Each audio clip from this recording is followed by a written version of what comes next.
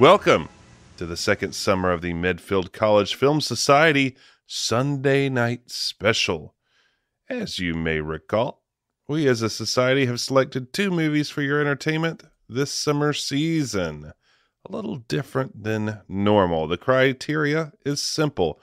It has to be a movie from the vast made-for-TV Disney catalog, which is indeed vast. And each society member pitched their own choices to the society. And this summer, we had a unanimous selection. But before we reveal this special movie, don't read the title, guys. Let's hear from our society members. We're going to start with the man basking in the summer sun, our own Mike Love, Robert McSwain. How's it going, Robert? Mike Love. Do I have my saxophone? Yeah. Honking on Bobo over there. I'm doing pretty good.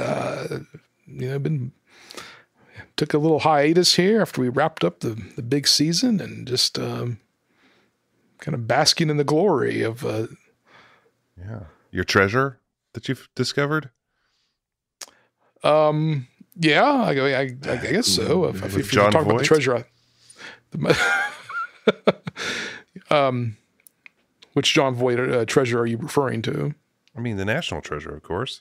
Oh, the national treasure. I thought you meant my LeBaron I had outside. But you could have bought that with one of the Pharaoh statues that we hawked off for real cheap, pennies on the dollar. Okay. Well, speaking of treasures, my brother Michael has a lot of them. You know, some have been pilfered by marauders, like that Castle Grayskull. But don't get me started. The wounds won't heal. Dang it! But how are you this summer's eve? Should I say? Just hashtag never forget. Yeah. Ever is the watchword.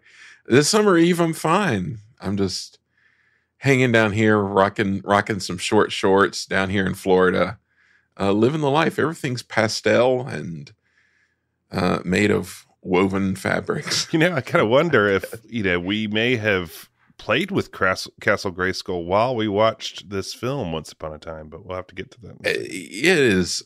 I mean, it's very likely. Yeah. It's plausible for me, very too. similar vintage. Yeah.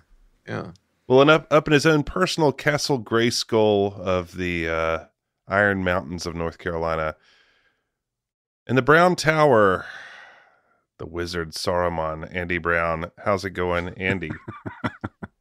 I'm doing well. I can guarantee you that I did not play with Castle Grayskull while watching this movie. Yeah, that's. I was definitely playing with Castle Grayskull, but just not watching Revenge of the Nerds. Yeah, Porky's. Well, I tell you what came out the same year as this movie was the Girl Who Spelled Freedom. So maybe you were watching The Girl Who Spelled Freedom. That absolutely. While playing with Castle Grayskull. The Girl Who Spelled Grayskull. Always, This should be another part of the selection process. We have to have been playing with Castle Grayskull while watching this movie. Michael, do us the honors of telling us what the heck we're watching tonight. Oh my goodness. We are watching the 1986 made-for-TV Disney classic, Parent Trap 2, Roman numeral 2, directed by Ronald F. Maxwell. Ron. The Ronald F. Wizard Maxwell. of Ron. Written by the Stuart Krieger, and starring Hayley Mills and Hayley Mills. Also with Tom Skerritt, Carrie K. Heim, 1 year after her performance in Santa Claus the Movie, I should point out. This would also be her last film appearance. I can understand of her movie career. And Brigitte Anderson, formerly of Savannah Smiles. R.I.P. R.I.P. This was made for TV film for the Disney Channel, later aired on the Sunday night show. It was filmed in Tampa, Florida, as most good movies are. According to Internet, it was filmed in 18 days. I believe it. So a whirlwind production here. Real quick, but if we ever for some reason, have a season where we don't watch Disney movies. I'm calling our Christmas special has to be Santa Claus the movie. We keep talking about it. Oh, guaranteed. It comes up all the time. Okay, Yeah. thank you. Well, how did? I wonder if it took 18 days to shoot Gettysburg, because how do you go from Parent Trap to the Gettysburg? Yeah, he did like Gods and Generals and Gettysburg and another like Civil War movie. So he's like Parent Trap 2 and a trilogy of Civil War movies.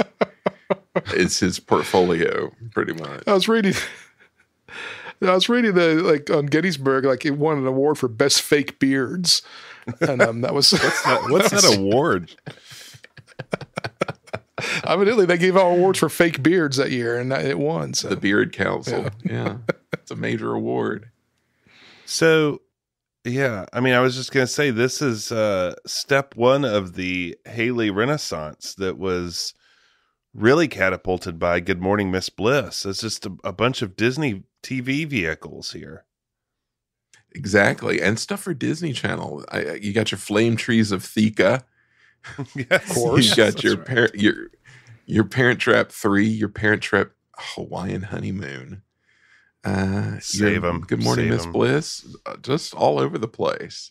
I'll point out this really blew my mind. Of course, like when we're kids, like I was 9 when this came out. So it's like, oh my gosh, Hayley Mills, she's so old now. Like, isn't it crazy? She's like a grown. She's so old. Yeah, she was 40 when she made this. I did the math, and then I had sort of the same realization as you did, Michael. And so, yeah, 40 years old. I was like, 40. Look at that's in the rearview mirror right now for me personally. And yeah, it was kind of a shocking realization. But yeah, this sure was a thing. And this movie. And let's talk about Tom Skerritt for a second. I mean, 1986. Have you guys seen his IMDb for 1986? It's got to be. He's all over the place. Was it Top Gun? Yeah, so he's in this movie year? Wisdom. He's in another movie called Miles to Go. He's in an episode of Danger Bay. Yes. Danger Bay. He was in the Twilight Zone series. He was in another movie called Opposing Force. Ooh, that sounds And good. he was in another show called The Hitchhiker. He was in Space Camp, Top Yes. Gun, and The Parent Trap 2. What a year for that guy. Heck of a year. So. He was just one of those guys who just seemed to be everywhere when you were a kid. When I was a kid, at least. He's in everything because we watched all those things. I watched Top Gun, watched Space Camp, watched this, and it's just Tom Skerritt. He's just kind of everywhere. Yeah, man, I think that's a lot of connective tissue in this, especially since the girl was in Santa Claus the movie, and then in this. So it's like everybody's in everything. Well, what a classic that, what are we about to uncover here? I just can't wait. But first, we have to know who has seen this. Why? Or actually, before that, why did we pick this movie? Well, I think it's evident that we picked it because Parent Trap is such a winning franchise. So, I mean, number one on our list right now. That's right. And I mean, clearly it was a big hit for Disney as well. So clearly with a sequel, they would put a lot of money and effort behind its production, right? Wouldn't you think? Oh, yeah. I bet they're just dumping the dump truck of money into Tom Skerritt's yard. It's like a crown jewel in their collection. So you've got to, you're not going to break the seal on a sequel unless you've got something really great going on. And you're really going to just do it up big. Right. Yeah. What happened? What happened? Really? Well, we're good. What happened to this? We're going to have to talk about that. But I assume, I know Michael and I have seen it. I'll speak for Michael. Have the rest of you two seen it? I'm assuming Andy hasn't seen it. That really just leaves Robert. Yeah, I have seen it. I saw it when it came on television. That's the last time I saw it. So I would have been 6. Yeah, original 7 runner. maybe. I think they showed it a lot on the Disney Channel, Michael. So it could have been that. And like we had it, I mean, we taped it off of TV, so we'd seen it multiple Yeah, times. and I had some questions about that too when we get into Yeah, me too. Because I was like, we watched a this. lot. Yeah. I I too had the same questions I think that you had, but I will say that there were things. I mean, I haven't seen this in who knows how long, but there was stuff that was burned into my brain from it, and like even down to like music cues. I was like, how do I remember this music cue? So, I mean, it must have been very distinctive. Whenever I think about that with a movie that's perhaps lesser than, I wonder what the triple bill of our VHS tapes were.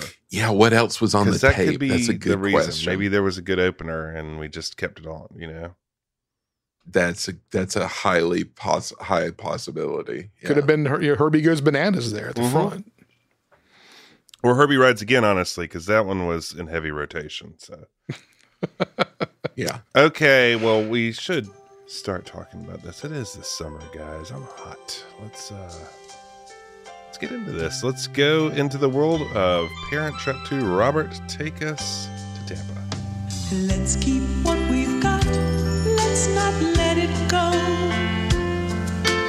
Let's hold what we have. What we have is so very wonderful. It's like nothing else around. Think of what we found and let's not lose it. It's so beautiful. It's like sailboats in the sun. Think of all the fun and let's not lose it.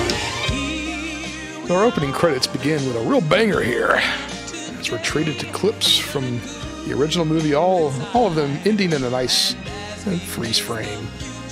So, It is terrible. Already. This I was like, is awful. not inspiring confidence. For Yeah, what the credits, heck? just from jump. It's like, phone it in already. Come on. What is happening? It's like not even trying with the video toaster here. Yeah. I was like, this looks like the opening credits for Growing Pains here. It's less than that. It's like Small Wonder. Small wonder. Oh, man. So we finally cut to a grown-up Hayley Mills holding a sweet telephone circa 1985. She just seems to be holding it and smiling. She's not talking, just holding it. She's interrupted by a mom. A lot of great phones in this movie, by the way. A lot of phone Great action in phones. this. It's true. Pay phones, house phones, all sorts of. The camera cuts to a picture of Shannon and Susan in a tent. The Sharon, not pardon me, Shannon. Sharon and Susan at the tent in the infamous camp out. Ran their Who took the photo? potential stepmom away. So Who took that photo? Why do they have a photo of that? I guess maybe somebody just snapped a picture of them there. Yeah. Can I also say it's weird that Mitch and Maggie aren't in this movie since they were both, they were both like active people at this time. They were both still in stuff. He was in Hardcastle and McCormick, man. That'd have been great. Couldn't make some time to show up for the Parent Trap. Yeah. Well, it seems to be very little effort to tie it into the original, except for one exception later. So, guys, I can tell you right now, as a video editor, and the first two cuts of this movie have already told me what we're in for. So we've had a really bad edit with Hayley just sitting there with a phone, and then we cut to Hayley just sort of standing at a doorway, and then she takes a step inward. And go. Exactly, yeah. It's like she was waiting for a cue. All right, action. All right, step in. So now Hayley's just, like I said, she steps on her mark and then starts talking to her daughter, Nikki. Very awkward, poor editing here. Just like freshman year editing. It seems young Nikki does not want to move to New York, and evidently mom is Amateur hour. Editors. So she's concerned. Nikki's concerned. She doesn't want to move to New York because evidently this woman in New York was attacked by someone in a nun outfit. So that's that's reason for concern. Of all the things that could happen to you in New York. Crime panic is very 1980s. Yes, pre-Giuliani New York crime panic. Yeah. Also, I said, we usually give points for a location shoot, so we might as well give the laurels for the location shoot in somebody's house. Like, it's like a vacation rental that they filmed in. Small house they filmed the movie in. What is happening here? I was trying to figure out how they got the cameras and stuff in there because they were cramming them into corners and just I just finished shooting video in a warehouse and was having a hard time fitting in. It's like, how did they fit anything in there? Obviously, your lighting is important to you, Robert. It was not a very well lit movie. No, I have notes on that over and over again. How horrible the lighting is in this movie. You got your incandescent bulbs in the lamps that were in the house when they rented it. Here's what we're gonna do: we're gonna take the shades off the lamps. We'll be fine. Just take out that piece of what furniture. we used to do. Yeah, it'll look nice and soft. Don't worry, you're gonna get a nice soft look here. Yeah, I will say I was amused by the kid because a kid threatened with New York is really going to fight to stay in Tampa. But I laughed at in the set decoration. She had a hand-drawn flag of Florida on the wall, which I just thought was great. Like, she loved Florida so much, she drew its flag and put it on her wall. I mean, I felt resentment that they didn't even throw in any kind of Disney plug since they were in Tampa. She could have an Epcot poster or something like that. Come on. Yeah, for sure. Yeah. They'd never let that fly these days. They'd definitely get it in there. It also seems Nikki has some anxiety as she's worried about flying and a plane crashing. And as she drives, then the car wreck. So it's just a disaster all the way around. And she's also not excited about attending this all-girls school. And kind of can't say I blame her on that one. But New York City, man, come on. I guess pre-Giuliani New York, though. Mayor Dinkins New York is not fun to be in. So Susan or Shannon. Did I write that down wrong? I must have written it down wrong. Sharon. Yeah, I'll put Shannon. Well, I think it's funny how long we go in this movie before we find out whether this is Susan. So yeah, I don't know. We don't know who it is. First note, because we go a long time. Yep. So Susan and or Sharon, like I said, we don't know who it is. Tells Nikki the move is for the best for all of them, and over her shoulder is a sweet Michael J. Fox poster from Tiger Beat or Bop. So we did get the Michael J. Fox plug in. And we're going to get some more plugs later for some other heartthrobs of the mid-'80s. So at school, Nikki is moping down the hall all alone. Fellow student who used to see Nikki a lot in the cafeteria. Seems like a generic approach. Hey, aren't you the kid in that class? So she introduces herself as a young Mary Grand.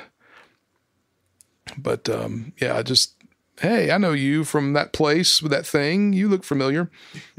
That place where everybody goes. Also, it's like this was before there was a telltale sign that this was filmed in Florida later. But before that, I was like, there's no way this was filmed in Florida from this school. I just can't picture this school actually being in Florida. Did not seem very Floridian. No, it didn't. Although I don't know, I've seen some old 50s style schools down in some of the smaller communities. But it was filmed at again, this is again according to internet, Robert E. Lee Elementary. So I need you to dig a little further into this, Michael, and see what you can. I can go do a tour. That's right. I can go do a vlog about it. There you go. Go filming sites for this. Andy, are you there? Is it okay?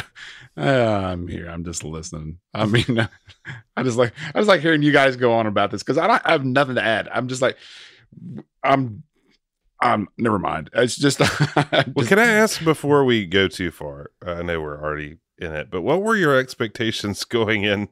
Hearing it was the Parent Trap. I honestly did think. I mean, you guys know how much I enjoyed the Parent Trap. I really, I think it might be my top movie. I don't remember, but it's up there. And so I really did go into this. I shouldn't have, but I went into this thinking, oh, this is going to be great. This is going to be it's not going to be I didn't think it would be as good as the original, but I went in thinking that, they've put some effort, just like you guys were saying at the top of the show.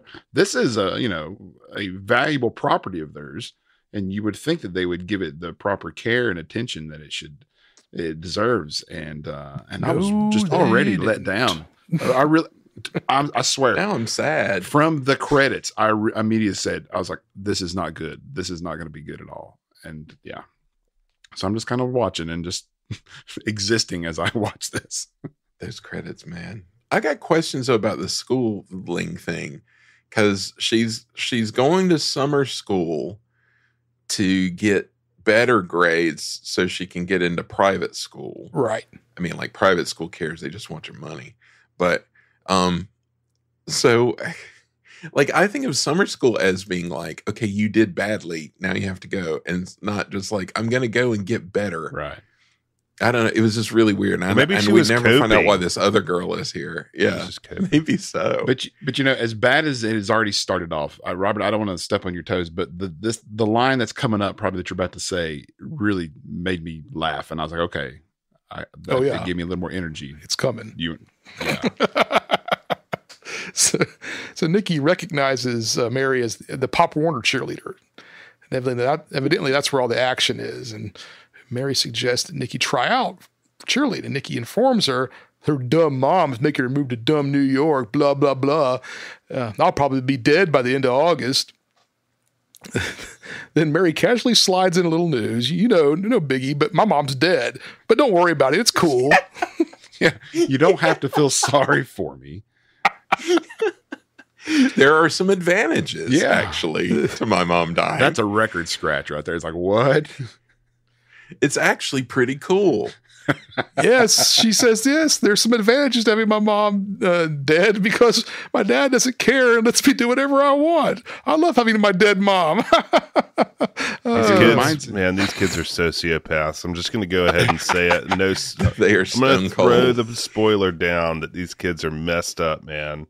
It reminds me of the Walker Texas Ranger clip where it's Haley Joe Osment talking about something. Then all of a sudden he goes, Walker says I have cancer, and it's just like a total, just like Oh, it's AIDS. He has AIDS. Or AIDS. That's it. Yeah.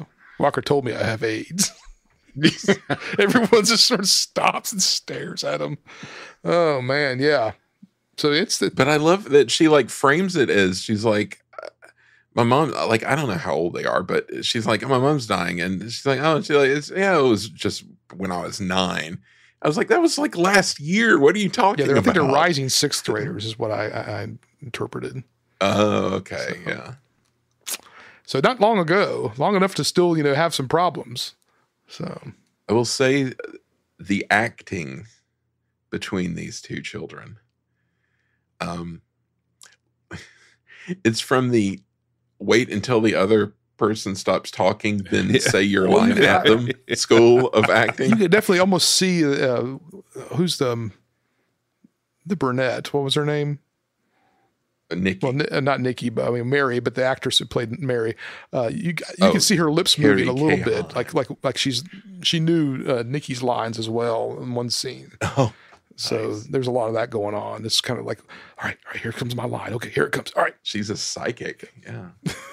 She's a psychic.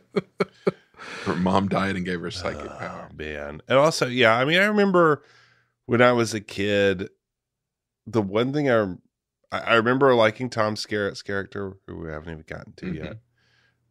I remember all these girl scenes being a little bit like, I don't understand, like, why they're talking about X, Y, and Z. And it's one of those really rewarding things when you grow up and are like, you know what? They're just weird. Didn't make sense. They're just weird, and it doesn't make sense, and they're not behaving correctly.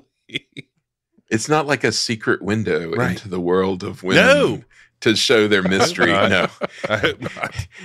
It's like that. These were really some freaky chicks. Yeah.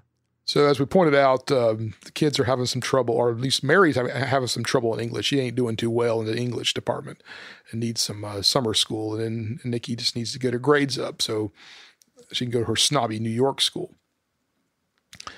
as the girls walk up to a crowd of extras milling around at the front of the class. Again, solid blocking here. Really just is bad. Looks very natural. One girl waits patiently for her line, nicely framed between Nikki and Mary. I am here waiting. Said she must have been a darling from the children's theater world. The Little Theater of Tampa. You told me that they shot this in 18 days. But it's clear because there was no like cutaway. It was all wide, and so they could try to get as much in as they can in one shot. And they were clearly having to move fast. Master shots in like actual locations, not in sets. This is like just break in and film it. Maybe they didn't even tell people they were filming. They just broke into an elementary school and filmed while the kids were sitting around. So the girl snarks that she's there so she can skip 6th grade. She's also immediately lets them know that she's a snitch. And if they pull anything, she's going to tell the teacher. Jessica Dentroff. This is who you're talking about. Yeah. Who has 2 acting credits. The actress Judith Tannen. What's the other? Spencer for Hire. Oh. Nice. Nice. So the girls get to sit together and start scheming ways to make summer school not suck so hard. Plan number 1, they'll each split their reading in half and then extra notes. And then they'll exchange notes. But old snitching Jessica overhears the scheme. And what's she going to do about it? So back home, Nikki is talking about how cool her new friend Mary is. She's lucky her mom is dead. That's so weird. I got to call out also this teacher, Mrs. Blazy. Yes. Which I thought, and I start with a blaze. Yeah, we talk about this like far shots. The first shot of her, you can barely see her in the frame. Oh, yeah. It's like That's a what classroom. She's like, yeah, they're definitely using the wide lens there. Like, no, we don't need to have time to change it out. We'll just shoot it wide. And then they like reverse the shot with all the kids huddled in the other corner. It's like some weird horror movie, like Kubrick thing. I don't know what's going on. So Nikki says that she loves her mom after Susan or Shannon or Sharon says something like, I can't believe we won't be dead. And she's like, no, I love you, but just New York, if you were dead. So kind of maybe taking a dark turn. Maybe she's going to offer mom here to get out of this. Well, she may not need to do it because I'm going to call her Shannon. Sharon is making spinach, but we don't know what it is. She's got it in a little like crock thing. But she just takes like a stick of butter and just drops it on it.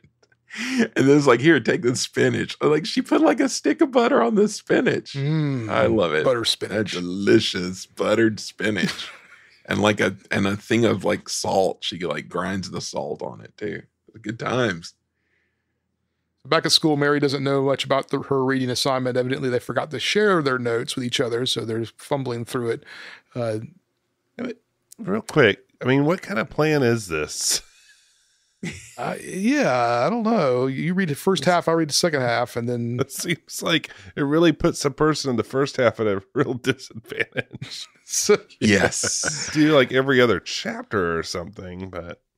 Yeah. Nikki tries to bail her out, but is scolded by the central casting middle school teacher, Miss Blazy. If you only read half of a book, you're only cheating yourself. Oh, how does she? Man, she's been through it. She knows about the half and half trick. I tell you, man, if I'd been in summer school, I'd been cliff noting the fool out of those reading assignments. That's I would not have been. And everybody knows that you're only hurting yourself is the weakest of admonitions. Like, yeah, I'm hurting so bad. You got me, nailed it. So while the girls are getting reprimanded by Miss Blazy, old Stitch and Jessica's over there eating it up. I mean, so what's this girl's motivation? Like, why is she like so obnoxious?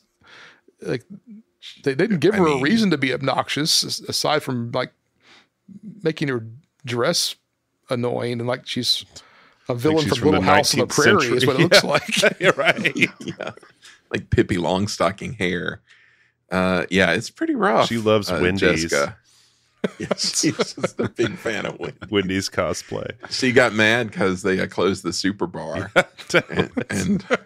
and she's just bitter. Can't get Yeah, the maybe cheese Nikki dip. said that like she only eats at McDonald's and she's never been able to get over it. Yeah, they needed That's true. something Well, they like do to love set her cheeseburgers. off. Like, I mean, yeah, there's no motivation to me for acting that way. But Andy, what do you think?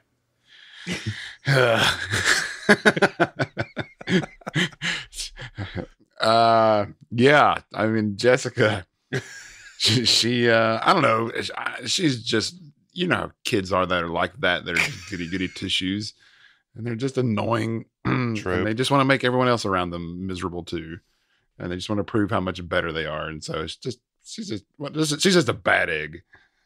so that's I love that that's her they motivation. put her is in bad egg. here, and she's kind of a she's a bad seed. The bad. They put her in here, and she's like a major factor. And then the movie kind of like forgets about her, and then like half an hour later, she just shows up for like one scene. It's like, oh yeah. Yeah, I want to know how script writing works. It's like, yeah, we need to put her in there. Yeah, great. We need a little girl who's really unpleasant. See, you know, it'd be so much more interesting if she played a bigger role, like she somehow foils the plans later in the movie or something like that because things she's ever heard. Mm. She's the first to figure out the next Parent Trap. Yeah, Yeah. 'Cause she's smart, Right. And she just wants to get them. and they all go to Wendy's. Eating the Freeze frame solarium. parties. In the solarium. So at dinner that night, the girls are dishing on which boy likes who, of course.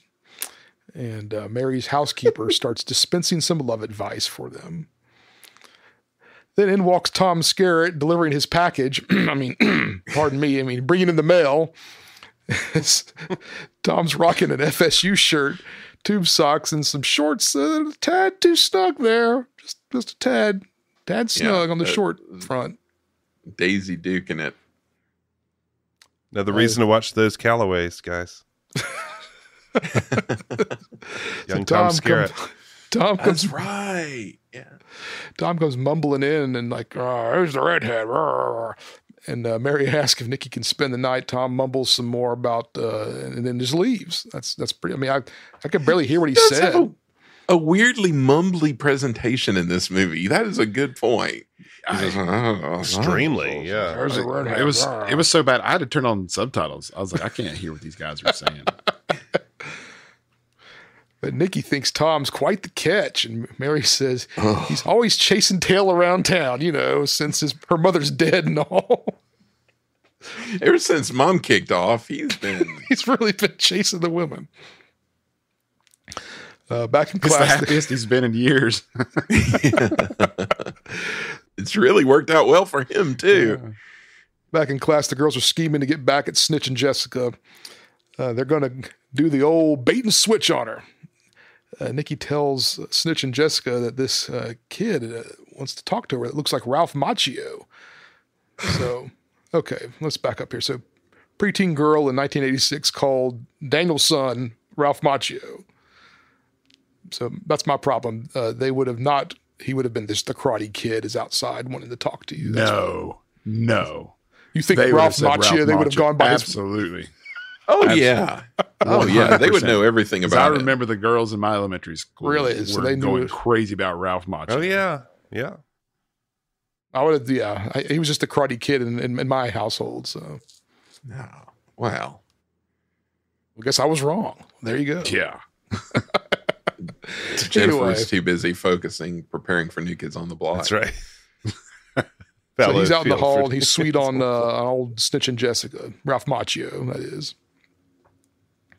So at first, Snitch and Jessica isn't taking the bait, and she's, but the prospect of Ralph Macchio look-alike is just too much for her hormones to ignore. So she goes run out I'd the go hall. outside if Ralph Macchio was looking for me. I'd be like, oh, man. See Ralph Macchio. Mhm. Mary pulls a Yeah, switch sure. on her and swaps out her book.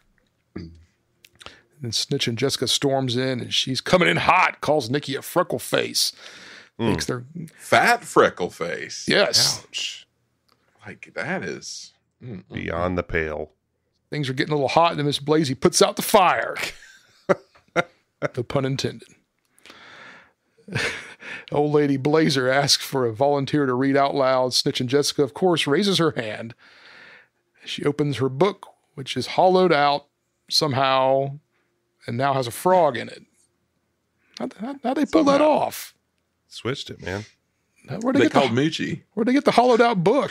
You contract Moochie. Yeah. It's like the wolf in Pulp Fiction. You call in Moochie and he takes care of it. Well, I went up to Mystery Hill, man, and got it.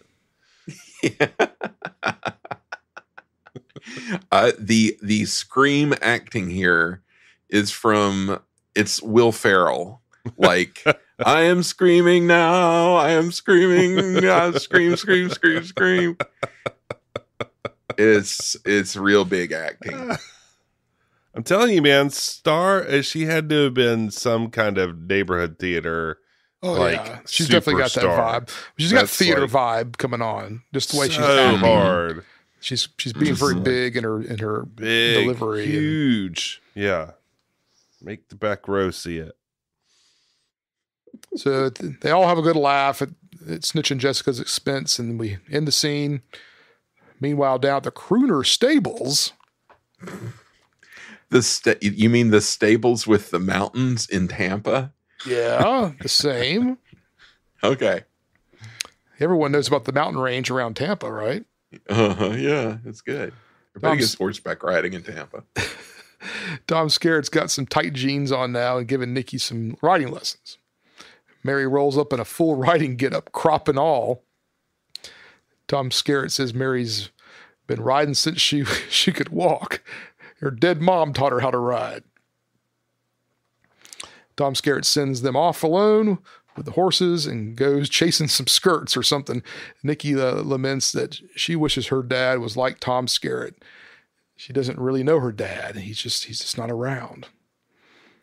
So after some riding, Sharon would know better. Sharon would know better than marry some deadbeat and wind up in Tampa. Yeah. Come on. That's a big gripe I have with this too. Yeah. So after riding some real horses that we don't get to see, the girls switch to riding carousel horses while eating ice cream. Nikki's mad that she's got a best friend now and she's moving and it just stinks. I got one thing from the stables. There's a really creepy line about how Mary's talking about she does stuff like this with her dad all the time. And in fact, he always says, I'm his favorite date. Yeah. Toxic household. So the next scene here, we have a big plot hole for me. So let's look at the timeline here. So it's June, right? We're assuming it's June. School let out. So for sometime middle of June. And Sharon or Susan is looking for an apartment in New York City right now. Then they're going to move in August. Sharon's looking. Yeah. So Makes sense.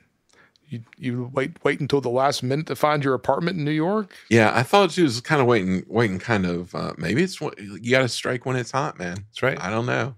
Oh, yeah, maybe that's when all it's the such a leases are let dangerous out. place. It's just pre the 42nd Street Times Square revival. You can just get any place you want. Nobody wants it. Just chase out the heroin junkies. That's right. And make it your own. Move into the back seat of or the back row of a naughty movie theater.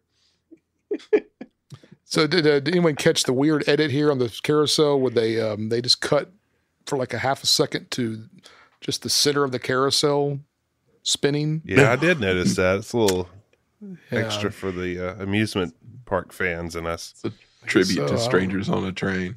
Where is the ring? Why didn't they grab the ring? I felt like They that. need the ring. Yeah. So then we switch to them pushing bikes now and still grumping about moving to dumb New York. If her mom was married, she wouldn't be acting so irrational, guys. I want to go back to why do these kids like each other? I mean, their whole relationship is how much it stinks that Nikki is moving. Do they like each other? Well, they Boys, recognize each they're other. like That's about boys. it. Yeah. Yeah, Yeah. It's one of those made in the lunchroom friendships yes, and bonded over their hatred of Jessica. yes. Yes, that's true. Both mutual disdain for Nikki moving. So here's what they should have done. Okay, here we go. If I was going to be writing if I was going to rewrite this one little section, have Jessica Dentruff be the bully to Mary, because Mary's has bad grades, and so you've got Nikki who's coming in and who's like, and then that's how they do it. That would be better. That would immediately make more sense. Yeah. Well, if I was going to rewrite this current scene, I would have cut out the riding the carousel, riding the horses, and pushing the bicycles, because none of that was needed. They could have covered everything they just covered without having to do 3 setups. But come on, man, what's wrong with the setups? It's a big day. Yeah, it's a fun day. They got ice cream. So Mary hatches a scheme.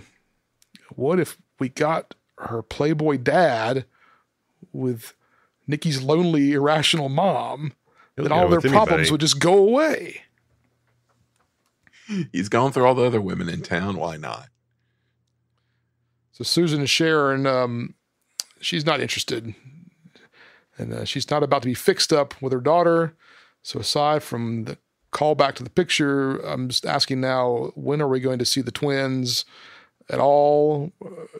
Are they actually going to tie this to the first movie in any way, shape, or form yet? So, because they haven't even established which twin we're talking to. Yeah, they've got you hooked though. Wondering. But I mean, can we talk about the TV in the background when she's like, "Turn that TV off"? Yes. I said that's a Jeff and Michael thing right there. I'm so glad you called that out, because I forgot to make a note about it, but I laughed. I left it that. I was like, what is she watching? It's the equivalent of what you guys always laugh about, the music that's on the radio is just like crazy. Yeah. It's the same idea, but it's just the TV version of that. Wild, man. Yeah. So she says she's happy. She doesn't need a man, and blah, blah, blah, blah, blah. And then the lighting of that scene stunk. Bad. It was awful.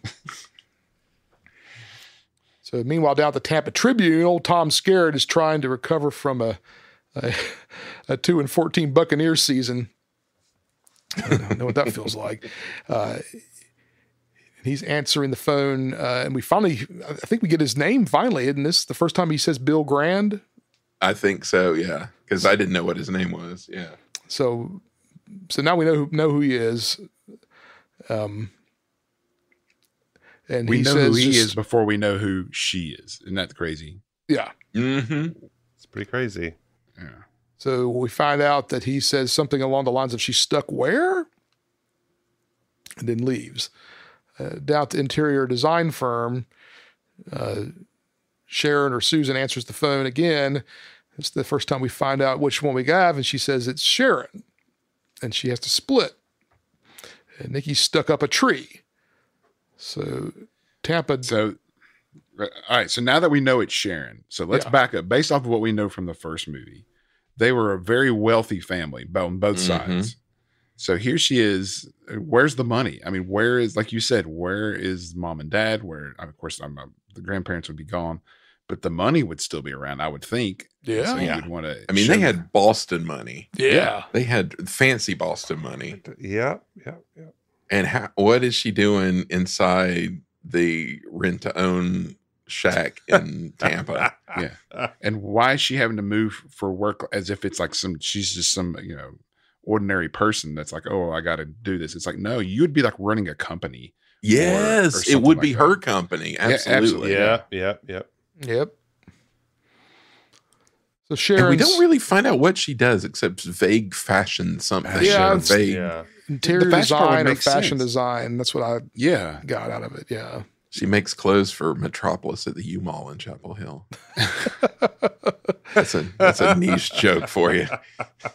But they really could have tied that in. I mean, and she could even mention, I got my fashion sense from my mother, blah, blah, blah, blah. It would just made it so much better. Yeah.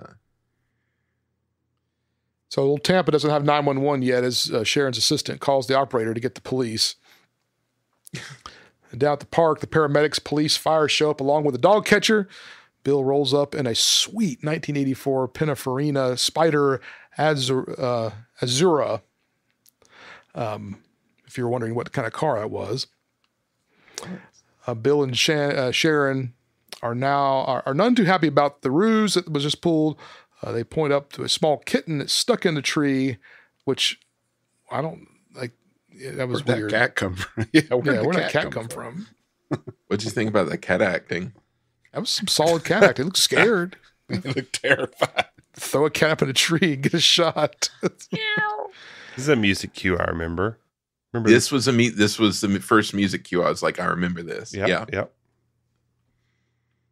back home, Sharon is reading Nikki the riot act and is even going to take away her MTV. Ugh. No TV, no MTV. You kids of the 80s. Take that. In case there's any doubt. Right. But it's Mom. It's not TV. It's MTV. It's MTV. Dun, dun, dun, dun, dun, dun. Back at the grand house, Bill could care less. Although he's going to take away the MTV too for a month, but he's not coming as hot as Sharon. But He's playing it cool. He's playing the mind games of like, I didn't notice anything. Although this had the incredibly creepy line where Mary's like, didn't you notice the lady with the terrific body? Just stop. And he's like, yo, yeah. You bet I did. Oh, yeah. Mary decides to punch a bear as she looks around for her creepy room after her dad leaves. It looked like a waiting room at a pediatrician's office. It really did. It had that wallpaper with like silhouettes of boys and girls like holding hands. I really remember that. It was a pediatrician's office. They snuck into there to get the... It's just an office park. We just need a couple of shots. Really quick. So she's looking around her room. What is that? And Mary sees some nightmare fuel flowers that are sitting there. What was that? What's going on with the flowers, man? I think my sister had those. Oh, yeah. Man. It was creepy. Were they official cabbage? They were Cabbage Patch adjacent, if not actual Cabbage Patch. Yeah, it was something. It was just part of it. It was like that was a style, especially in the South. Ugh. Yeah. Ew. No thanks. But this nightmare fuel flower gives Mary an idea. Mary's... we've come to the conclusion now that Mary's the brains behind this operation. Although she's flunking English. But I mean, who flunks 5th grade English? I'm not impressed with their scheming to this point at That's all. a good point. So Mary and Nikki are at the florist now getting some flowers for Sharon. They debate they debate on how to sign the note. The flowers. Nikki says that Rob Lowe signs all of his love letters passionately yours, according to 16 magazine. So I mean, this is a good example of the production value of like, you're just like in this store and like the HVAC's running and it's just like, and it's just like sitting there like wide shot, and then they'll be like talking to each other and it's like a wide shot, like a clerk working slowly. It's like, what is... Clerk working slowly who was clearly not paid to speak lines. Did they So he just stands there and watches. Like, what is happening? At first though, I thought that actress, the florist, was Eleanor Donahue. Because she has that same look that Eleanor Donahue had at the same time, but it was not. But I was like, oh, that'd been a nice little, just a little bit role. I would have been so excited to see her show up. Yeah. So Sharon finds the flowers and the note, and she seems a little taken aback by the gesture. But she loves roses and doesn't see through this odd flower delivery. Just, hey, okay, someone's sending me flowers. Passionately yours. Passionately yours. Billy's shaving, and Mary's trying to convince him to stop by Nikki's house. So Shannon, I'm just going to call her Sharon the rest of the movie now. Just call her whatever you want to call her. Shannon can interview him before. It's Sharon, though. It is Sharon, yes. I've written down Sharon and Shannon across back and forth. It's because the next one I've written down my next note, Sharon. Shaman is actually her name. Yeah. So poor Sharon gets all dressed up. Oh, probably I did my backup. So Billy is shaving, and Mary's trying to convince him to stop by Nikki's house so Sharon can interview him before she spends the night with her friend. And poor Sharon gets all dressed up. Bill stops by his Playboy convertible and his 25-year-old date. Crystal. Perfect name. Yes, that's perfect. Bill and Sharon quickly get to the bottom of all of it, and they're a little slow, even though, they're a little slow in the uptake on here, guys. Like, Passionately yours. This That's made a me really good impersonation.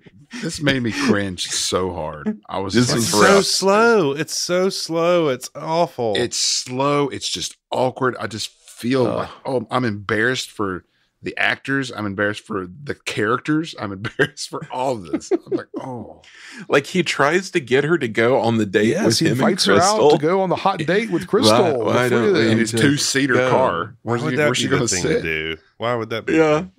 I believe it's pronounced. Sorry. I would be surprised. I know. Then you got the crap music playing behind it. Oh man, the music is just It's awful. So after a painfully awkward exchange, as Andy pointed out, painful. and it was painful. I mean, I felt bad too. They agree to take a rain check, and Sharon turns and screams for Nikki and relieving me of my duties for Act 1. Passionately yours. I'm glad you find yourself so amusing. Well, I didn't write this. It had to be the kids. It had to be the kid. Passionately yours. Oh, yes. Of course. I'm so sorry. Well, I'm sorry to have taken up your time. Oh no, please. This is very awkward. But the kids went to all the trouble. They sent the roses, and you're obviously dressed to go out to dinner. You look beautiful, by the way. Oh, why don't you come with Crystal? I would be glad to have you. Oh, no, really. I really don't want to intrude. Please do. I insist. Oh, no. No, honestly, I couldn't. I won't take no for an answer. This whole situation is so embarrassing. No, I really don't think it would work. Why don't we take a rain check? Ah, that's fine, yes. Oh, you promise we'll do that. All right? Sure. All right, enjoy the roses. Enjoy your evening. Thanks. Night.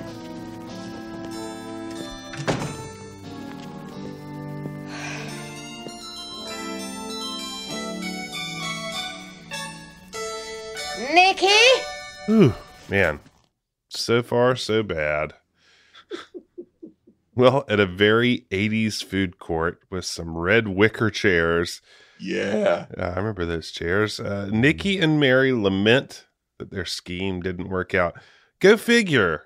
It was so foolproof, like all the rest of their dumb schemes that they concoct because they're sociopaths and they can't understand how people think.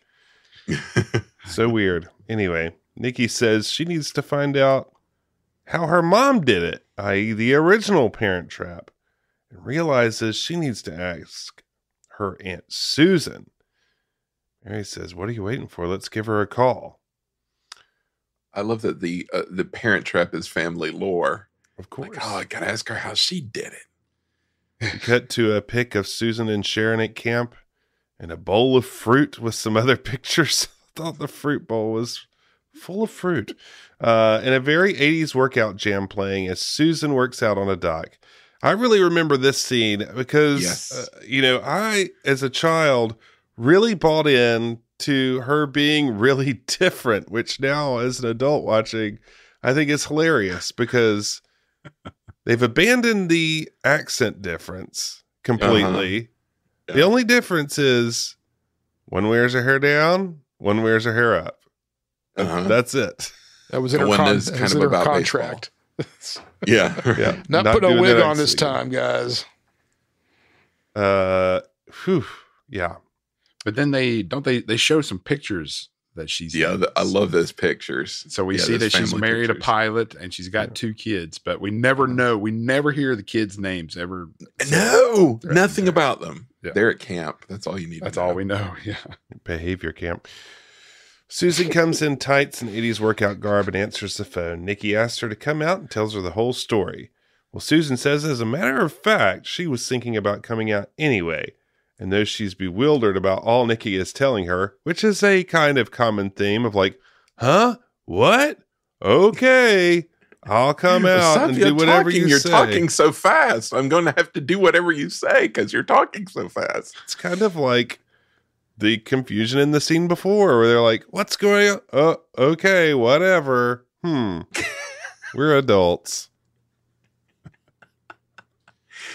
As a kid, I just accepted the movie logic of the plot of the bring her in to pretend to be Sharon to get the dad to fall because it's a movie and you just.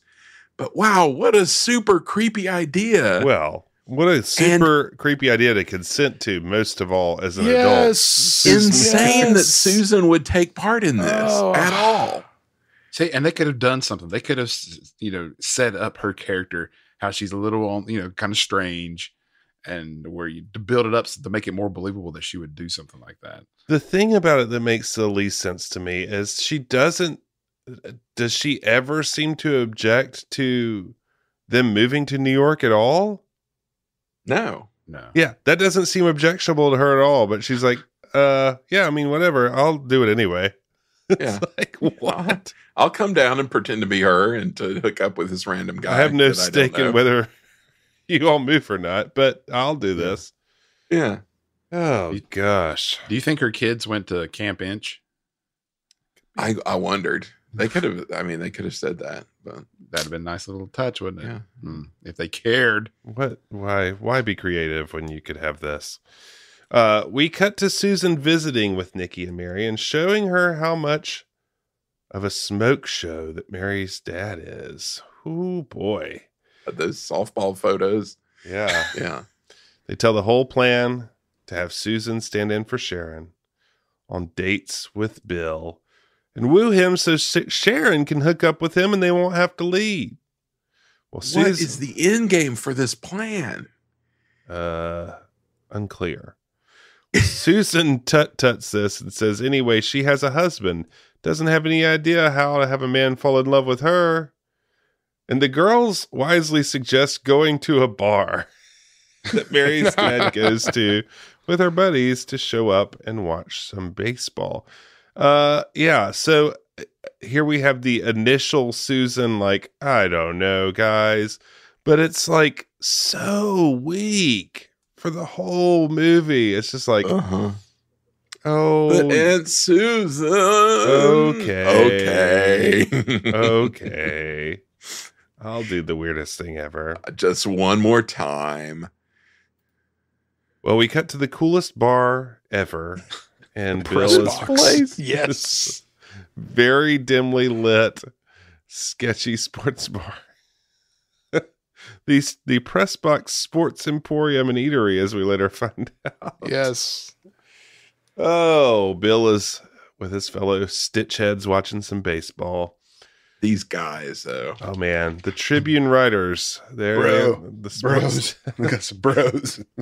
I love, this is just a very natural sign of the times things, but TV's so small. It's so easy to forget how small they were and that people would And cry. bad.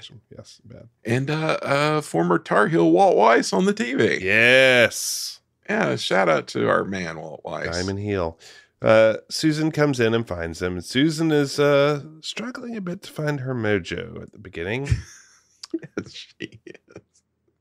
At last, she approaches and says she's supposed to meet a girlfriend and go on a date, but can't seem to find her. I mean, all of this is very strange. And is this the best she can do? She was thrown off by their giant basket of pretzels. Did you see that basket of did. pretzels? I did. They were enormous. I thought those were wings. Well, at first I was like, oh, I guess they've got wings, but no, they were just enormous pretzels, like a whole like Fanny bushel Mae. of them. Yeah. Or Aunt Fanny, that's it.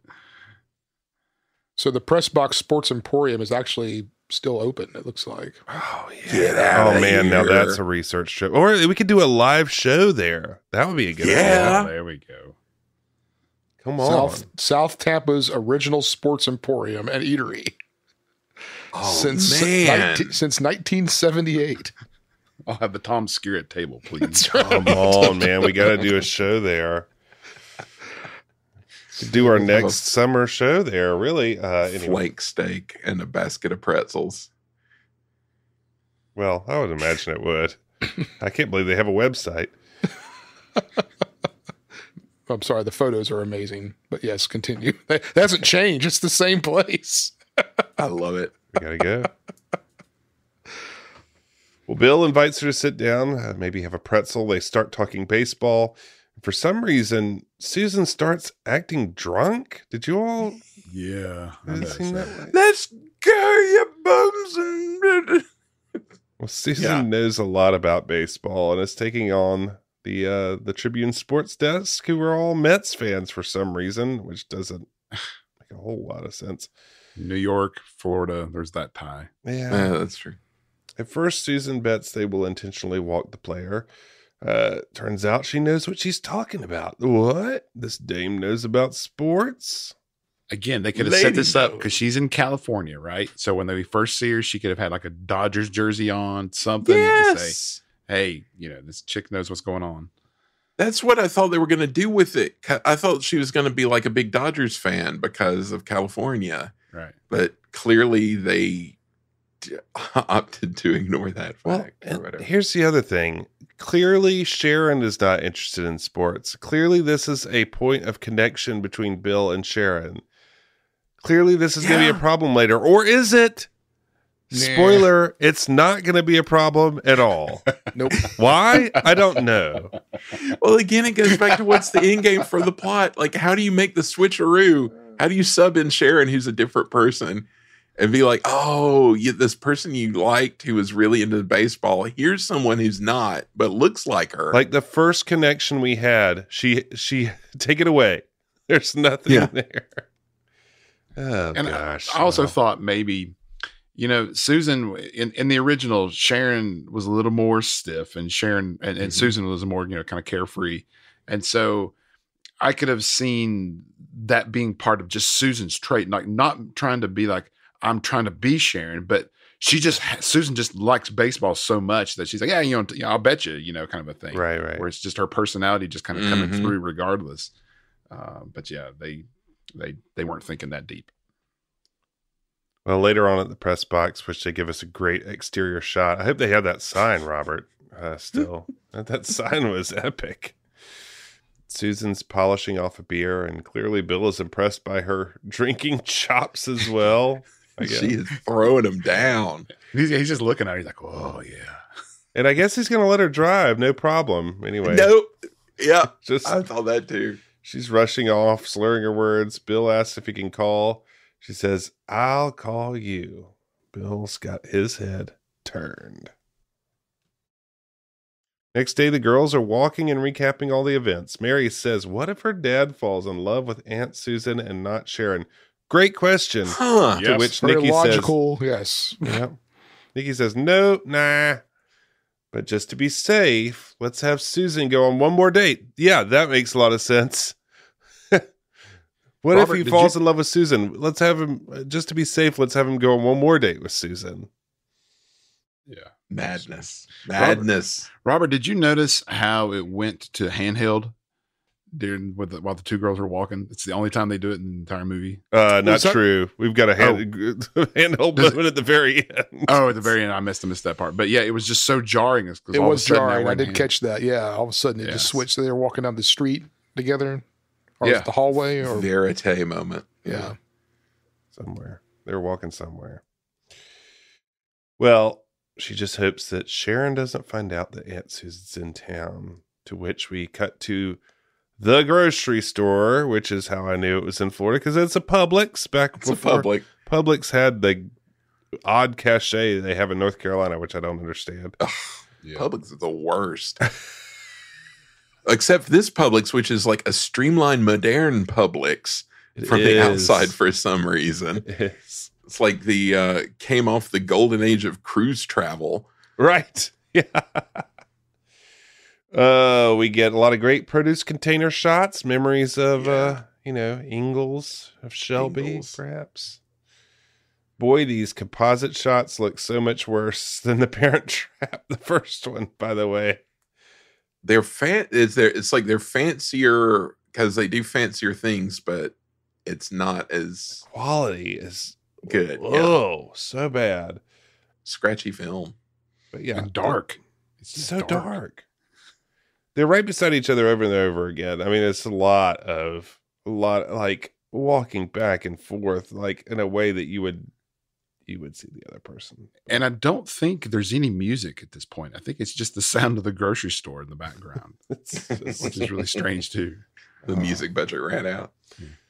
Get Bill's housekeeper. She sees them both and what? How could this be? I said hi to you and then to you. Huh? So did you catch the bad edit on when they're doing the eggs, getting the eggs together? Nope. Yeah. Oh, it was a really bad, like Hayley walks off to the right. Was it Sharon or Susan? Well, whichever one. And she leaves the frame, and then her foot comes back into the frame a second time, and then it leaves a second time. So their timing, they missed their timing. They had a bad edit there. But amateur hour. Thought we'd done this years ago, Hayley. In the cave. No metronome this time. Yeah, no metronomes. Yeah. Later, Sharon is fielding a phone call about business, which I was confused about. She was like negotiating salary or something. I don't know. Adults in the 80s, I guess. Bill walks in and says he has just come by after last night. And of course, that throws her into great confusion. In a scene that would never happen in real life. It's like one of these scenes that drive me crazy in movies. It's like, hey, how about that baseball last night? What? What are you talking about? You're really enjoying that. You like the baseball? What? I'm so confused. I thought we had a good time last night with the baseball. I'm sorry, I don't understand what you're talking about. Baseball. That was pretty fun. Yeah, you seem to enjoy it. Yeah, that's really good Tom Skerritt voice. I'm trying to think of what character he reminds me of. It's almost like Senior Card Gauge. That's kind of where I was leaning towards. It's funny for me though, Tom Skerritt. I remember what was it then? I think it's like 1978, 1979 Cheech and Chong movie, Up in Smoke. Tom Skerritt plays a guy named Strawberry who's like wigging out, who's just a burnout and then he's having all these PTSD moments. And every time this is what happened to him. Yeah. My. Well, Aunt Susan is with Nikki. Doesn't Sharon know where Nikki is? A repeating theme. It's the 80s. Yeah. No one knew where their kids were. She's trying to talk Susan into one more date. Susan says she's a married woman. She feels like a mass murderer. And yet, she's going to think about it. I feel like a mass murderer, but maybe. Okay. And just when Aunt Susan drops off Nikki at Mary's, Bill pulls up. Womp, womp, womp. Back in Sharon's office, she's trying to figure out why Bill would be talking about last night. So weird. I didn't do anything with him last night. I don't understand. Well, her secretary says maybe he has Sharon confused with someone else. Sharon says things like that only happen with, hey, wait a minute. We cut back to Bill and Susan. The whole thing's falling apart. She, of course, doesn't remember seeing him earlier in the office because that was Sharon. Okay, this is what drives me crazy about all of these with Susan, is that she knows she's doing a scam. Right. So just act like you know what you're talking about. Act like you know what's going on. Like when she sees the maid, whatever her name is, at the grocery store, and is like, "Hey, Mrs. whatever her She's name like, is," huh? and she's like, "What?" I mean, like, just wave and go with it. You're pretending to be somebody, you know. He's like, "Oh, you got here really fast." I thought about my wife or like Robert, your mom, like being put in that position. That's totally how they would play it. Like, what? It's like no What subtlety. are you talking about? No subtlety. But yeah, he's asking her all these questions about, how did you get here so fast and blah, blah, blah. Your hair's different. And she's just like, You're what on are me. you talking about? I'm like, yeah, it's Come clearly on. he's Yeah. seen you. Yeah. Ugh. Lunatic. Yeah, it's different. It's like a little bit of the weasels too. It's like Senior Card Gauge and the weasels. One of these days you're gonna die like That's it. Well, Sharon is calling Bill's housekeeper. Everyone's confused. So am I. Like, why would anybody believe any of this at this point? She says Bill can't come to the phone because he's outside talking to you. Well, the gig is up now, though, because Sharon knows it's Susan. She thinks. Real quick though, the maid says, "I don't say a word. I don't say a word." Yes. And I was like, So good call, because that was finally something. Yeah. Finally something. Call back to Verbena. Mm-hmm. At the start of the movie, I was like, this lady is no Verbena. Let me tell you. No. And she is, No. indeed, she's not. Well, meanwhile, the housekeeper tells Nikki and Mary she thinks Sharon has a twin.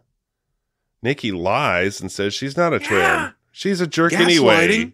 They tried BSing the housekeeper like it even matters. What a jerk. The worst. We get some music placement finally, which seems odd in a movie with this low of a budget. A little Nothing at All by Andrea Robinson. That's highly placement there. And it's really high in the mix too. It's super high. They You crank can't even it. hear the dialogue. Finally, some music. Back at Sharon's house, she comes in and asks Nikki, what does she think about taking a trip to see Aunt Susan? Which Nikki's the character, terrible acting. Not the actress. I mean, she's terrible too. But Nikki, why would we do that? What about school? I might have to read out loud. It's all like, what are you talking about? That's all I'm being graded on, is being able to read out loud. Yeah. Yeah. And she feeds this BS. Aunt Susan called and says she was going out of town this weekend. Too bad. Maybe next week. Man, the lies are really stacking up here. These kids, what are they doing? Uh-huh. What's up? Yeah. Weaving that web. Digging that hole. Yeah. Aunt Sharon finally isn't buying it, so she leaves Jerky Nikki, who calls Jerky Mary, who has ye old phone, like the little fancy phone. Nikki says she's going to call Aunt Susan and speed things up a bit, then goes and grabs another phone. I guess it's a different line. She got her own line. That's big time. Yeah, man. I know. I was children's impressed. time. Yeah. She tells Susan she has to go out with Bill again now before Sharon loses everything, which Sharon actually hears because she's listening in on that line. This is Sharon bad appears to OPSEC, be, by the Nikki. way, some phone stuff here, but it seems like Sharon's listening into both lines somehow. Anyway, Susan's saying, don't you think we should confess everything and let Sharon take it from here? Thank you, Susan, for a moment. But then somehow Nikki talks her into it. Okay, whatever. I don't care if you move to New York or not, but I'll be a part of this. Sure. Sharon has heard all of this on the phone and is now in her own scheming mode. She grabs her address book and calls up a directory, which I thought was funny. It's like she's calling, anyway, to ask for Brian, her brother-in-law, who is on duty. Meanwhile, we cut to the dorky girl tying Mary and Nikki's shoes together on the bleachers, unbeknownst to them. The girls are complaining again about more stuff, talking about how bad their parents are. The bells ring and they run off and no, they fall over because their shoes are tied together. There she is again, guys. That girl who loves Wendy's. And with that, mercifully, We end Act 2. Twins! Mrs. Ferris's twins. That's the ticket. I'm not going around the bin, Clooney. There's got to be more than one of her. Are you talking about my mom? She's not a twin. No way. In fact, she's an only child. She doesn't even have a brother. Well, it can't be. I seen him. And then just now, one Mrs. Ferris called your daddy on the phone, and another one is sitting outside talking with him. Twins would both be Mrs. Ferris, Florence. They'd have to have different married names. Yeah, I bet you're just confused. With all Dad's girlfriends, who wouldn't be?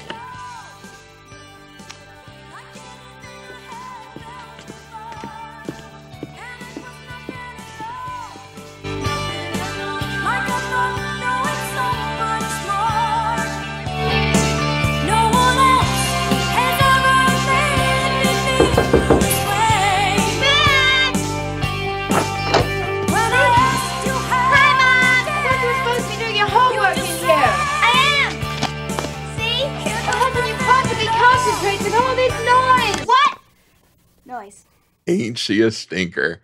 I love that Nikki just like blows the entire scheme by the fact that they're in this small house and she's yelling on the phone. Like, not even in another room. Gonna hear her. Not in another room. She's in the same room. Open floor plan. Yep. Yeah. It's not good. The boom box that Nikki has. That was slick. And Mary had, they both, my sister had that exact same boom box. I remember that jukebox. Yeah. Good stuff. Pastels. So, Orlando International Airport, shall we? The former jetport at McCoy. Yes. A TWA plane lands. Good old Trans World Airways. We hit the monorail. So excited to see the monorail. Love it. I was always happy to see it when I was a kid in this movie. I was like, yeah, it's the monorail. Sharon is meeting Susan's husband, Brian, who is a pilot. No Buddy Dyer announcement, sadly, on the monorail here. Can we talk for a second about Brian? Please. Any impressions about Brian? I thought he was incredibly strange. I don't know how I would describe him. He didn't really seem like an actor to me. Maybe he's a real pilot. He could be a real pilot. He seemed like a real pilot. He didn't have the suaveness of a movie pilot kind of a person. No. He apparently was a country songwriter. Okay. This guy. Interesting. Alex. For me, he had a vaguely Joe Don Baker vibe. Yes, there we go. Yes. Again, why is Susan married to this person? Although he seems jovial, but still. Jovial, and he has a joie de vivre. He's kind of stiff though. This actor, like, I can't wait to. I am ready to really pull one over on Susan. We're going to get her back. In 1993, though, he reunited with Ron Maxwell, the director, in Gettysburg. He plays Major Hawkins. He must have made an impression. Cannon fodder, probably. Yeah. Oh, don't send him uphill. Anyway, Sharon has me boys. Boys. Sharon's brought Brian in to teach Susan a lesson, and he's eager to help. At the Grand residence, Bill gets a phone call from Susan, who asks him out for dinner, continuing the scheme. He suggests a new place downtown called Mr. Garrison's. Ugly Dotson shout out, perhaps? Oh. Mr. Garrison. Mr. Garrison. Mr. Garrison's. It's a wonderful place called Mr. Garrison. That's their commercial. Mr. Garrison's. Mr. Garrison.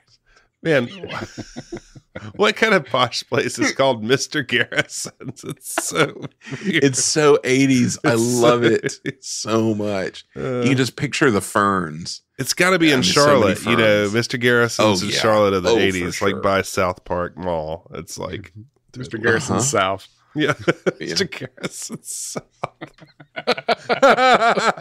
The breadsticks to die for.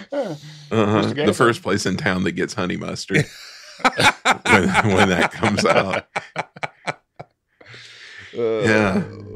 Mr. Garrison. So he's got this great. He's called Mr. Garrison, and they agree to meet up. meet up at Sharon's house later at 7:30.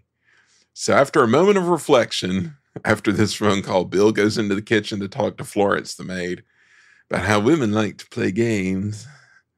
And he gets really into it, too. He's like flexing his arms. He's like, the games. He's like, the game. In your mind. Women like to play mind games, and they're strange. And she's like, yeah, like Parcheesi. I'm good at canasta. And he's like, no, games. Nudge, nudge, wink, wink. Yeah, he asks right. her knowingly. And this kitchen leaves a lot to be desired. Yeah, it does. It's like a galley. It's mega galley. It's like an old treehouse villa or something.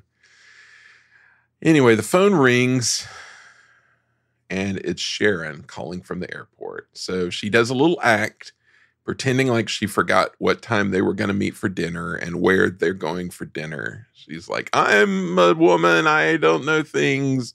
Where are we going to eat and when? And he's like, we're going to Mr. Garrison's. How could you forget Mr. Garrison's? Can you forget Mr. Garrison's? So she finally figures out who Mr. Garrison is, and that what time they're supposed to meet, and that they're meeting at her house. And so she's excited and gives some high fives to Brian. And Bill is flummoxed, tells Florence that the stranger Sharon acts, the more he likes her. And Florence gets in another I don't say a word reference. But I think that helped by him saying that. It helps because otherwise you'd be like, well, what in the world? I mean, she may be pretty, but what in the world? Why would you mess with this person? Yeah, he's clearly insane. Yeah, he's clearly insane. But the fact that he says, there's something strange about it, but I like her, like the weirder she is. So yeah, I did like that they addressed it. It's like he's kind of just into the fact that she's totally bonkers. Yeah, which is fun. So later, Nikki and Mary are trying to figure out how to get Sharon out of the house so Susan can show up and pretend to be Sharon. Jerks. Apparently, Sharon had promised to take them out for cheeseburgers. But she comes downstairs all dressed up in her fancy little Golden Girls couch dress. And she says she's been asked out for drinks by someone at work, and they're going to Mr. Garrison's, this place called Mr. Garrison's everybody's buzzing about. So the girls freak out and try to play it off that Mr. Garrison's is well known for having rats in the kitchen. And their lying is very bad, rapid but bad. Like all the hijinks and sneaking around. It feels like I'm watching Boy Meets World now. It's like sitcom, just stupidity at this point. Yeah. They say you don't even need to go out on a date anyway. You don't like to go on dates. Where do you go? You don't go on dates. What is this about? So they beg her to go for cheeseburgers because they're hangry. And they're like, I'm so hangry. And she's like, fine, we'll go. Jerks. So as they're leaving, a cab pulls up with Susan inside, like a New York cab. Subtlety. Yeah. And so Susan has to hide in the back seat while the girls usher Sharon away. Like, no, don't look at the cab. Look over here. I'm hungry. Let's get a cheeseburger. So once they're gone, they leave, and Bill pulls up as Susan is getting out of the cab. And there's more confusion. Everybody's so confused. And then they let it go. They're like, oh, what? Oh, what's happening? Oh, well. Well, he wants to go inside and say goodnight to Mary because he thinks Mary's spending the night there and doesn't know about going off to get cheeseburgers. And Susan tries to cover and say, first she says, oh, my car broke down, so I had to take a cab. And she's like, oh, they've gone to eat food with my girlfriend in my car. And blah, blah, blah. So she gets her stories all mixed up. And Bill and then does she a lot doesn't remember it. She's just like, he's like, what about your car? And she's like, what car? It's like, that was like 10 seconds ago. Yeah, man, the real victim here is Bill. This is really painful. He does a lot of thinking takes and a lot of pointing and like not the sharpest muttering. In the shed. He likes it though. Yeah, he's into it. He's playing all these games there. This is nice. Yeah, you're one freaky car? lady. Why are you in a cab? Why are you I riding thought around you in the said you car, went to the market, Francesca? So anyway, they get in his car and they head out. So they leave, and Sharon comes back with the girls in her car. Tries them to cheeseburgers in bags that look like they're from Hardee's. And Dang, where they got some I was cool hoping toys. they were. Yeah. In-N-Out Burger, Gizmo, Tampa. and the Gremlins. Yeah. California raisins. And little figurines. Those are valuable, man. So, anyway, she tries to shoo him out of the car so she can go on her date, but they're trying to slow walk things. They suggest that her date might have dog breath. They pretend that they can't figure out how to get out of the car, and then they say they need dessert. And Sharon says they were going to make cookies, and all the cookie stuff's in the house, so go make cookies, and forces them out of the car. Meanwhile, at Mr. Garrison's. Which, by the way, the setup shot of there was just like all dark, and there was just like this really up close like Foley of like feet on pavement. It's like clop, clop, clop, clop, with like some really dark shot. Mr. Garrison's Mr. Garrison's is so well known they don't need a marquee. They can just hide out in an alley and people know. Right. So Bill and Susan are talking about how his wife died, which is fun. It's a nice little icebreaker for the convo. But don't feel sorry for me. It's like, and then my wife died. There's some advantages to it. Yeah. My daughter and I have been really happy with how things have worked out since my wife died. Ever since my wife died, I've been able to date anyone I want, and my kid can run around scheming. So he's going on about being a single parent and how great his daughter is, and they have some drink clinkies. And just then, Brian comes into the room with a brunette on his arm. Susan sees this and freaks out. Bill thinks it's because he mentioned her husband. She's like, no, it's not that. But she's like downing glasses of wine, and she is side-eyeing her husband with rage. Her side-eye was pretty funny. Yeah. She won't even eat her salad that is like a leaf. You're not eating your leaf, honey. What's wrong? You haven't touched your leaf. Her leaf and her bun with butter that they've got there. Cut to back home. The girls are indeed making cookies, have an enormous mixing bowl that they filled with just junk, random things. I remember this vividly. so gross. I do too. I had forgotten about it, but when it was coming up, I was like, oh yeah, here we go. For some reason, the thing that bothered me most about it was the jelly beans. Yeah, that's nasty. Well, and again, the Foley of it, which was real. The Foley was It unfortunate. was Yes. terrible. It's like the swamps and never ending story. Anyway, at Mr. Garrison, I want to open a restaurant, call him Mr. Garrison. Mr. Garrison. Mr. Garrison. Susan is still unnerved. She is freaking out, and Bill is trying to figure out what's wrong, and she's doing the whole, it's not you, it's me. It's not you, it's me, but just like stabbing her hand with a knife. So bad. And he realizes that something of this has to do with Brian, because he's like, you've been staring at this guy since he came in. What's going on? But then he before that, though, he reaches for her hand. And like, she pulls back, and that was like peak cringe for me, because it was just like, oh, I just really felt bad for Bill. What's he supposed to do? Yeah, I know. It's like I'm with this woman who's having a nervous breakdown, and what we'll need her leaf. They came and took away his leaf. They took away his leaf when they were like pushing him on to the next course. I'm like, he hasn't finished his leaf. You know how that staff is at Mr. Garrison's. Yeah, it's just all about turnover to them. They just got to turn over those tables, man. Try and upsell that dessert. Try to get them. It takes half an hour to make. We should go ahead and put it in if you're interested. It's a scam. Anyway.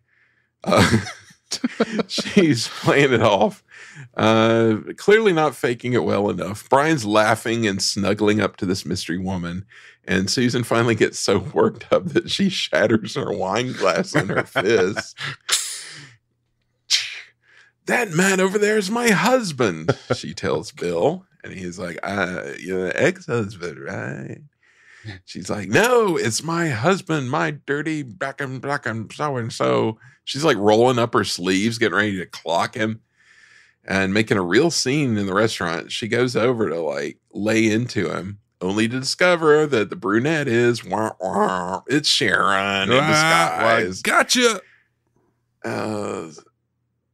Susie. Bill is extremely confused. There's two of them. What?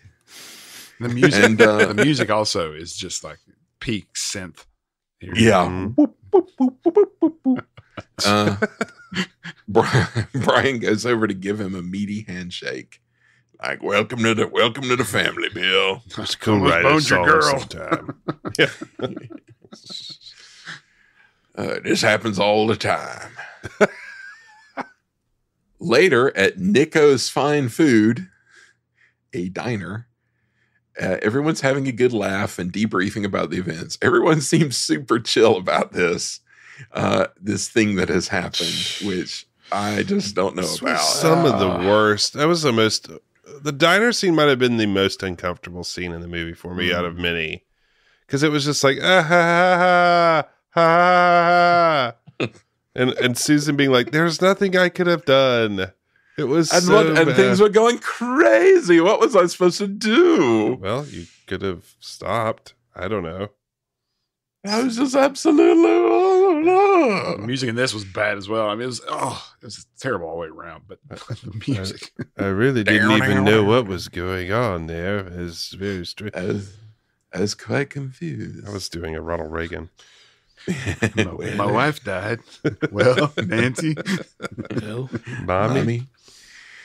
They're just having a good time laughing about the Something total psychotic scam that they just tried to pull on this poor man.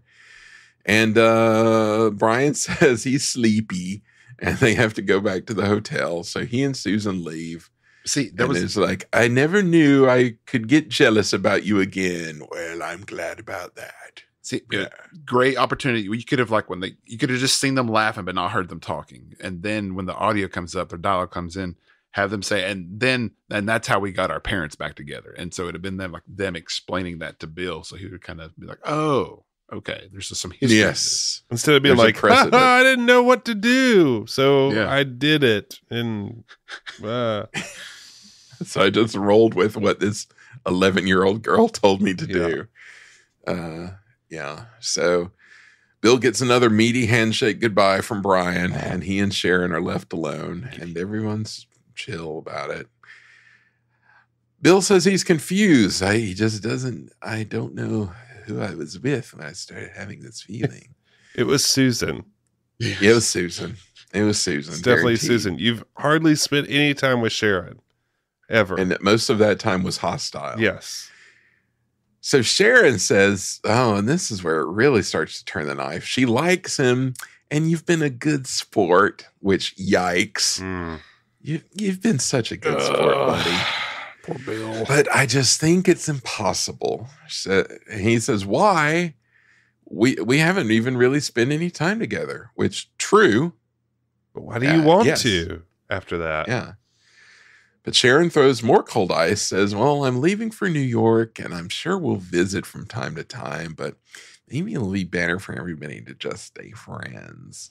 Friend zone.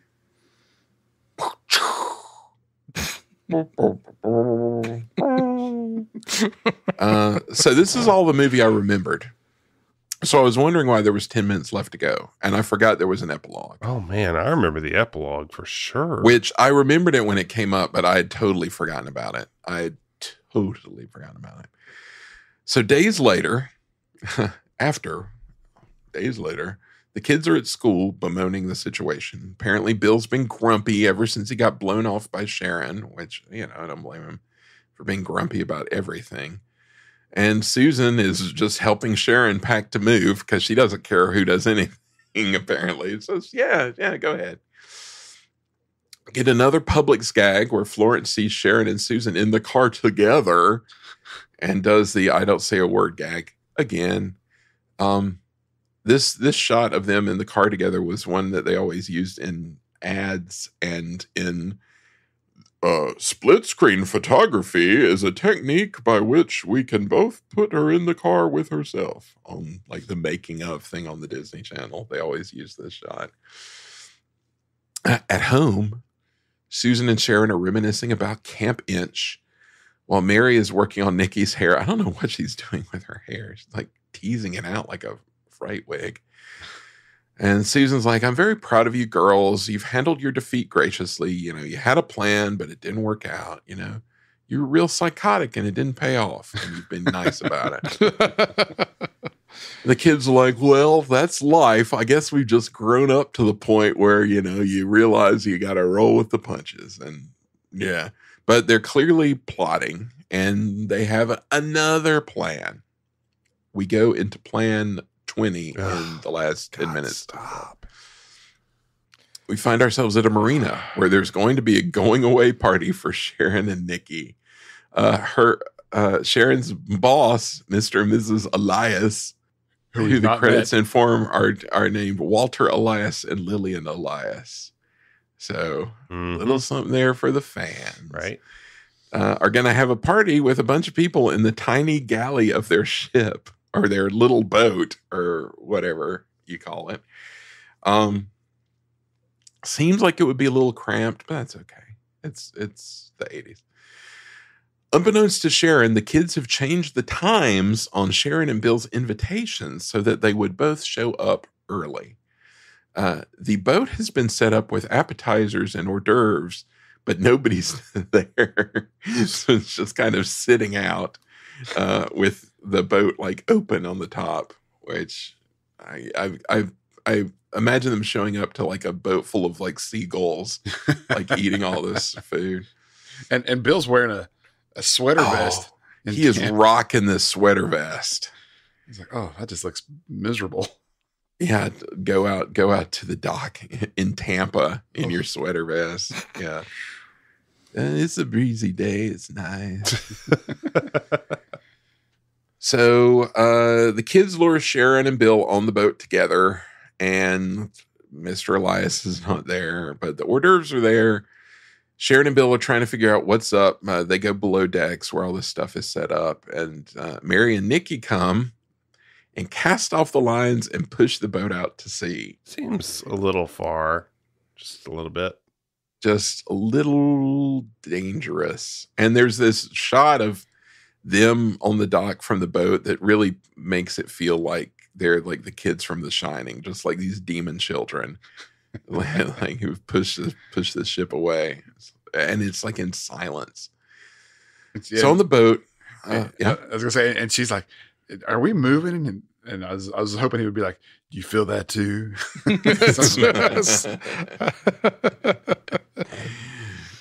Is it the boat or my heart that's moving?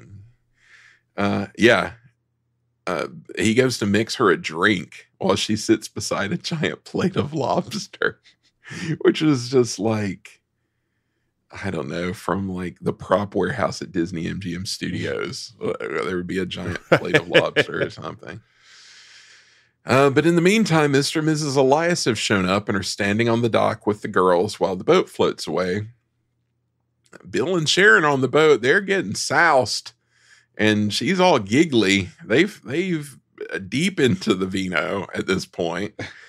And like we keep cutting back to shore where there are like more and more people have shown up. Like the weird lady from Sharon's work is there and the maid is there. Like two guys from like Pleasure Island are there with like yeah, right. I don't know how many friends do they? I was like, so far our budget is for extras limited to people that have already been in the movie. So we can't add anyone new. So on the boat, Sharon's like, I need some air. So she goes up above decks and finds out that they're at sea. she's like, what should we do? What do we do? So then Bill kind of comes up behind her and they look around. They have a little laugh. They have a little kissy face. And then the wedding march kicks in. But it's a long, awkward silence, though, between them. Yes. Long, awkward silence. Then the wedding march just blares in as they have a protracted smooch, and we cut to their wedding. That was fast. It was, man. That was the other handheld scene, the overhead scene of them smooching. It was very uncomfortable for me. I felt like I shouldn't be witnessing that. Felt very intimate for a Disney TV movie. I'm like, God. For sure. But it just proves that all they had to do was get them drunk. That was it. Yeah. You should have done that at the start. Yeah. Get them drunk. Let's just get my mom soused and my dad hammered and let the sparks fly. Let Mother Nature do her thing. Exactly. So at the wedding, everybody's winking at everybody else. They've all pulled off the heist of the heart, and they're all excited. And with a freeze frame, of course, we reach the end.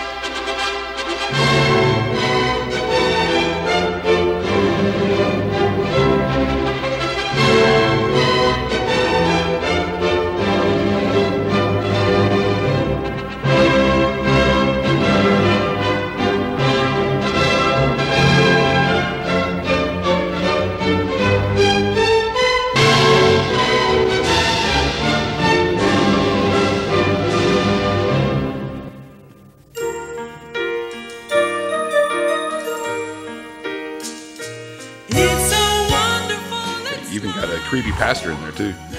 Yeah, it was creepy, all right.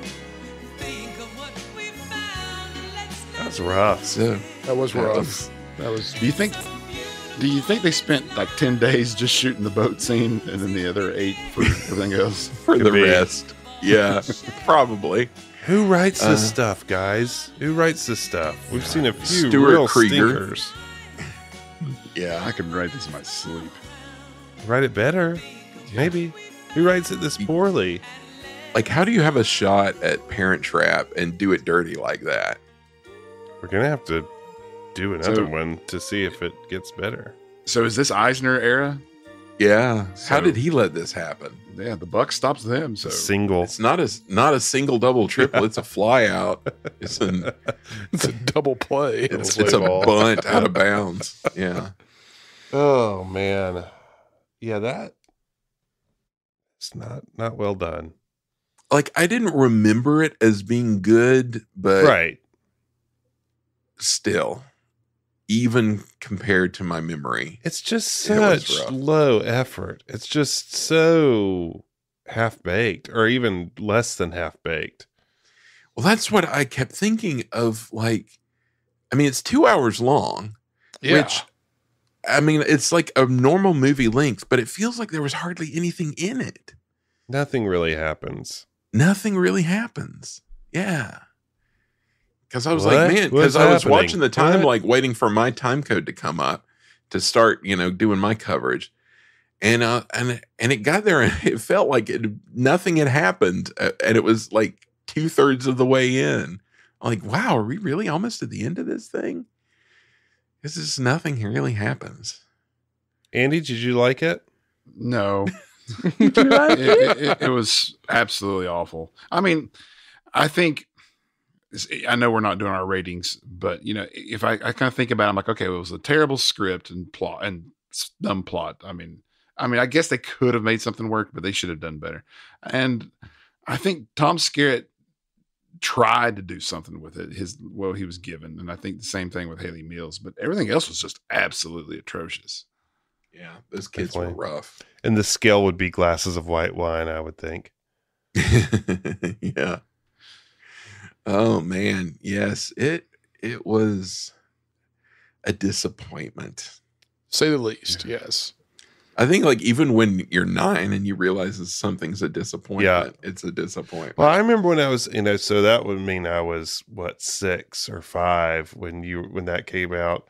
So I just remember being like, now wait, the first Parent Trap at Sisters, like what is happening in the, like, Yes, just the right. basic Who are these premise of people? it is just like it's unintelligible for a child. So, thus, probably not the best bet. All right, so let me put something in you guys' heads. The year that we were recording this is 2024, right? In 2 years, Lindsay Lohan will be 40 years old. Mm. Do you think they do a Parent Trap 2 with her as the Hayley Mills character? They should. Well, they're going to do another Freaky Friday. Yeah, with her. So they remake this movie, Parent Trap 2, with this time Lindsay Lohan. Be amazing. They would have to get Ryan Gosling to be. I was going to say Something Ryan like that, yeah. Gosling. That's exactly what I was going to say. What's since happening? Tom Skerritt's still alive, have him play Mr. Elias. That'd be great. Yeah. Oh, he's still alive. What is happening? Yeah. What is happening? So, Ryan Gosling would have to play it exactly like Tom Skerritt played it. Yeah. Just perfect. Confused. Perfect. Oh, anything else to say about this one before we put it to bed? No. I mean, the production value is what got me the most. I mean, the writing's horrible, obviously, but yeah, just how much they phoned it in. I would say the production value is in the, bottom two of the ones we've ever watched. Oh yeah, gotta be. It's so low. I mean, it's just no. It's the really editing bad. was just so. I mean, I couldn't get over the editing. How poor the editing was. Lighting. Just the fact that they went around town to standing locations, and it's like we did find out the press box is a real place and still yes. So. Some of those locations were amazing. Well, now I have to look up if Mr. Garrison's was real. Yeah, I looked that up, but there's no Mr. Garrison's, unfortunately. That's a shame. Dang it. For now, that's right. All right. Well, summer schedule consists of 2 episodes, as previously mentioned. Robert, what do we have next? Well, last year we had a little debate on which movie to watch, and like I said at the top of the show here, we kind of knew immediately which 2 movies we were going to go to, and that was going to be The Parent Trap 2, and the second movie is also an easy pick. It's going to be a Moochie jam again, and look out because we're going to be heading to the gridiron with old Moochie, with Moochie of Pop Warner. How could this miss? I wonder if known quantity. If Mary's going to be the cheerleader. Mary from this movie is going to be the cheerleader for the Pop. She was a Pop Warner cheerleader. So it's all connected. Surely, yeah. I mean, surely we know what we're getting into here now, right? Oh, yeah. It's think. Moochie. Moochie's a known quantity. It's football. Moochie. Moochie. Moochie. Remember the Moochie. Well, we hope you enjoyed this rendition of the Medfield College Film Society Sunday Night Special. You know where to find us on social media. Keep sending those emails to info@medfieldfilm.com. As always, Todd at Biden Graphics Solutions is our graphics guy, and he is at it again with our summer graphics. I'm sure you've seen them on our social media. Go Todd, and go check Todd's work at BidenGraphics.com. You know he's going to make you look good. We'll see you all next time with Moochie.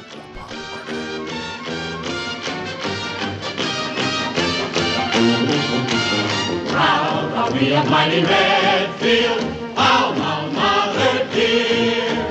All your sons and daughters hail to thee, Redfield College of Technology. And while we hold your banner high, rock, rock, we shout your praises to the sky, rock, rock. For proud are we of mighty Redfield, loyal